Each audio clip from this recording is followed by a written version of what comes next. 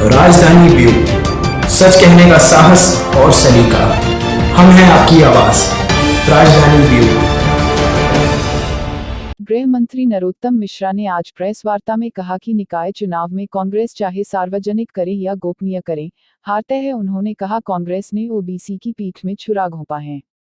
हम सभी ओबीसी की कल्याण के लिए प्रयासरत हैं। इसी क्रम में आज केंद्रीय जल शक्ति मंत्री श्री प्रहलाद पटेल जी से मुलाकात हुई। श्री मिश्रा ने कहा कि कांग्रेस कमेटियों का गठन करने की बात कर दूसरों को धोखा दे रहे हैं। कांग्रेस की लाइन से हटकर आचार्य प्रमोद कृष्णन ने अपनी अंतरात्मा की आवाज सुन ली। जब आप एक उंगली किसी को उठाते हैं, 2-3 उंगली आपकी ओर होती है। उन्होंने कहा कि कमलनाथ जी राहुल बाबा से नजर नहीं मिला पा रहे हैं जब से उन्होंने किसानों की कर्ज माफी वाला 2 लाख का झूठ बुलवाया है। प्रदेश में कमलनाथ और दिग्विजय सिंह समाज में आग लगाने का काम कर रहे हैं, जबकि राजनेता को फायर ब्रिगेड की तरह होना चाहिए जो कि चिंगारी उठने पर उसको बुझा दे। निकाय चुनाव प्रत्याशियों को देंगे। अब वो सार्वजनिक करें या गोपनीय करें, हार तय है उनकी। कि जब से पिछड़े की पीठ में कांग्रेस ने छुरा घोंपा है, तब से हमारी पूरी पार्टी इस विषय को लेके सक्रिय है और परस्पर संवाद कर रहे हैं। और आप भी, चूंकि मामला सुप्रीम कोर्ट में आज चर्चा में आ सकता है, तो उस विषय को लेके हम सब परस्पर चर्चा में। सर, इंदौर में एक मंदिर वो स्थानीय कमेटियां करेंगे, जिले की कमेटी करेंगे, आपको लगता है ऐसा मुमकिन हो पाएगा?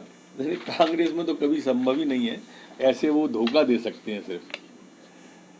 प्रहलाद पटेल से आपकी मुलाकात, जो अनुमान मिलता था उस पर रोक लगी है। आचार्य प्रमोद कृष्णन जो है वो अब जिस तरीके का बयान आया है उनका कि शिवलिंग को लेकर और राम मंदिर को लेकर वो कुछ अलग भाषा बोल रहे हैं कांग्रेस से हटकर। कभी कभी व्यक्ति अंतर्मुखी हो जाता है और अंतरात्मा की आवाज सुन लेता है।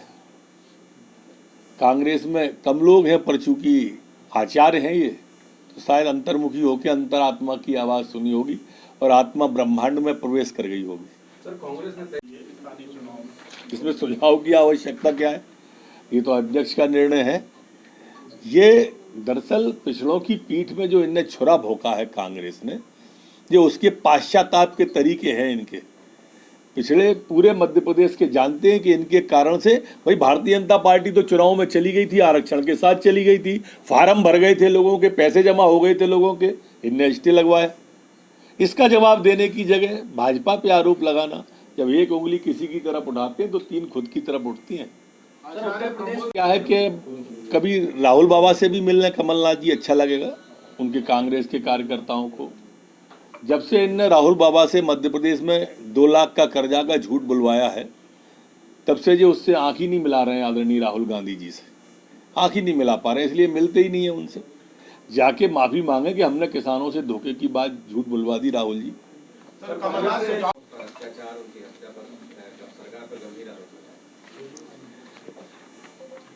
देखो, क्या है कि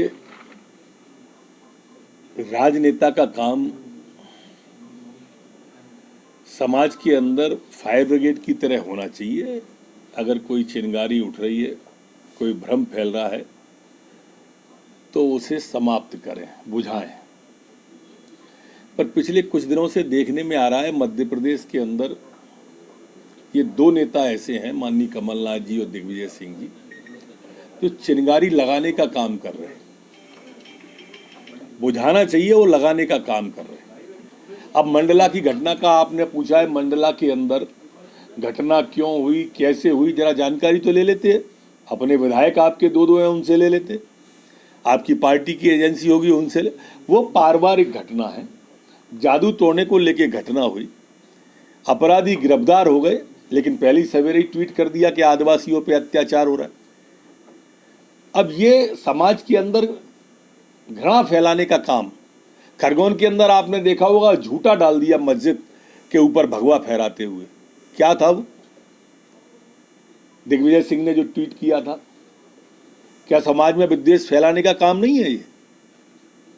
कल नीमच की घटना पर दरगाह की पक्षधारी कर रहे हैं आप। अरे आप घटना की जानकारी तो लो, मंडला की बात तो करो। मैं निंदा करता हूं इस तरह के कृत्य की, जो समाज के अंदर विभाजन का काम करना चाहते हैं।